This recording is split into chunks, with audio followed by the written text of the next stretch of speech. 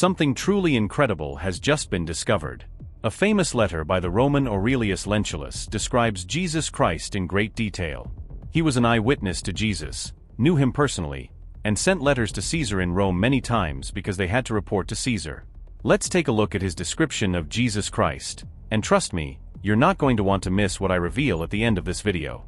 Before continuing, I wanted to ask you a quick favor. Our goal is to reach 1,000 subscribers here on YouTube, and your help is very important. So if you subscribe and comment subscribed, I will respond to your comment as a thank you. Thank you very much for your support. Now let's continue. Many artworks and paintings around the world depict Jesus as a white man, but the most reproduced image of Jesus of all time comes from a very different period. It is the iconic head of Christ, by artist Warner Sallman, painted in 1940. Sallman, a former commercial artist, created this image of Christ for advertising campaigns, and it was successfully marketed worldwide through partnerships with two major Christian publishing companies, one Protestant and one Catholic. This image became synonymous with the way many people saw Jesus, appearing on prayer cards, stained glass windows, oil paintings, calendars, hymnals, and even night lights. However, there is a compelling question that emerges from this. Is this truly the image of Jesus Christ, or was this just a product of European artistic interpretation? The tradition of portraying Christ in the image of the artist creating him is a long-standing one, and this depiction has influenced millions of people's perceptions over the years. Yet, the historical Jesus, who lived in 1st century Israel, likely had the brown eyes and darker skin typical of the Jewish people from Galilee. However, no one truly knows exactly what Jesus looked like. There are no known images of Jesus from his lifetime. While the Old Testament describes figures like King Saul and King David as tall and handsome, there is little indication of Jesus' physical appearance in the biblical texts. Even the descriptions in the Old Testament are contradictory. For example, in the book of Isaiah, the coming Savior is said to have no beauty or majesty, Isaiah 53 verse 2, while the Psalms say that Jesus was fairer than the children of men, Psalm 45 verse 2. The term fair in this context likely refers to physical beauty, yet the discrepancy between the two descriptions highlights the difficulty in pinning down the true appearance of Jesus. This brings us to an important historical document, the famous letter by the Roman Aurelius Lentulus, a figure who might offer a more vivid description of Christ. Lentulus, a Roman consul stationed in Judea during the time of Jesus' ministry, wrote a letter to Emperor Tiberius around the 12th year of Tiberius's reign. According to the letter, which was later discovered in a monastery among other ancient documents, Jesus was described in great detail. While scholars debate the authenticity of the letter, it offers one of the most well-known and detailed accounts of Christ's appearance from that time. According to the text, Lentulus describes Jesus as having a noble and lively face, with fair and slightly wavy hair, and intense penetrating blue eyes. His eyebrows are black and strongly curving, and his beard is described as almost blonde though not very long. The letter also portrays Jesus as having a long nose, a slightly inclined neck, and a tanned face the color of ripe corn. His expression, Lentulus writes, exudes gravity and wisdom, sweetness and goodness, while completely lacking any sign of anger. This description presents Jesus as an extraordinary figure with a face that inspires awe and reverence.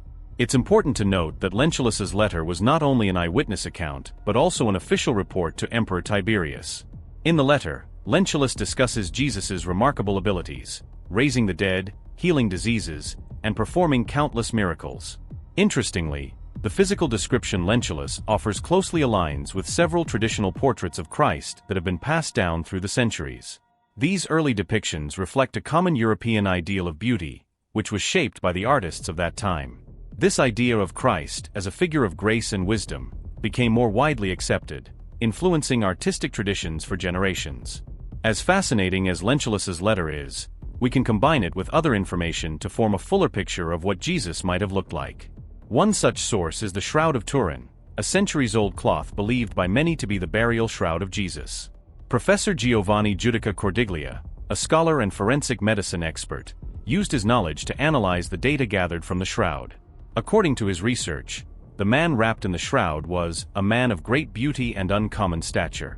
Giudica Cordiglia estimates that the man was about 1.80 meters tall, around 5 feet 11 inches, and had a perfectly proportioned physique, suggesting an individual of extraordinary health.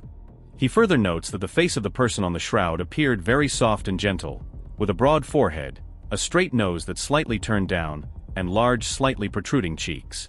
This analysis suggests that the man was in far better physical shape than the average person of that era.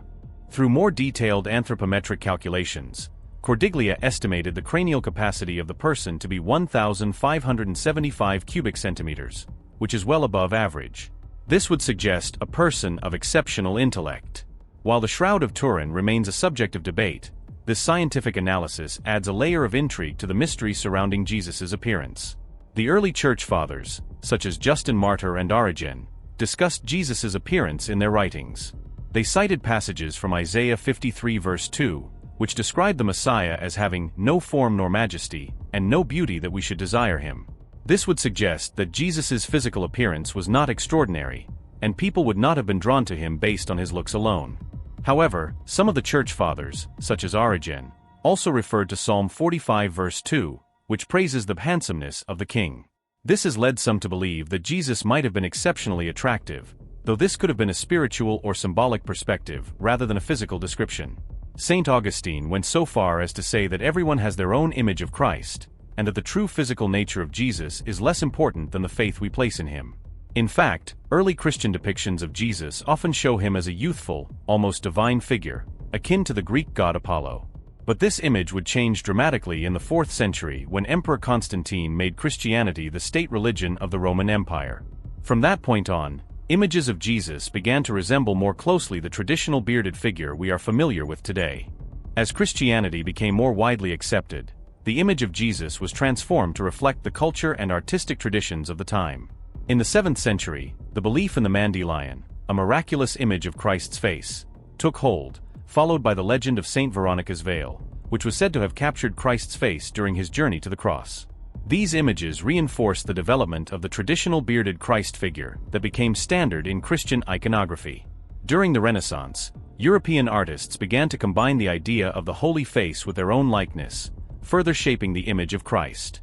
Artists like Antonello da Messina and Albrecht Dürer, for example, painted Jesus in a way that resembled themselves, blurring the line between the divine and the human. This tendency continued through the centuries and spread across the world due to European colonialism, with depictions of Jesus often reflecting a European ideal rather than the Middle Eastern origins of Christ. This widespread European image of a light-skinned, blue-eyed Jesus became the dominant portrayal globally, shaping the way people from different parts of the world understood the figure of Christ. Yet, this representation doesn't reflect the true historical Jesus, who would have looked much different, as we've seen through the various descriptions and analyses discussed. Ultimately, it doesn't matter exactly what Jesus looked like. The physical appearance of Jesus is not the focus of our faith. What truly matters is who he is and what he represents. Christians believe that Jesus is the Son of God, whose life, death, and resurrection offer salvation to all who believe in him. The images of Christ that have circulated through history serve as a means to understand his significance, but should not overshadow the deeper truths of his message. In the end, each of us will have the opportunity to meet Jesus face to face, and when we do, it will be in a reality beyond time and space, a reality where the image of Christ is no longer a matter of artistic interpretation but a direct encounter with the divine. If you've made it this far, you may have uncovered some of the most profound truths about the image of Christ that many still overlook. By subscribing to this channel, you'll become part of a unique community that dives deeper into these hidden mysteries, truths and revelations that aren't shared anywhere else. As a member, you'll be the first to access videos and insights that truly make a difference. Don't miss out on this rare opportunity to grow your faith and understanding in ways you've never imagined.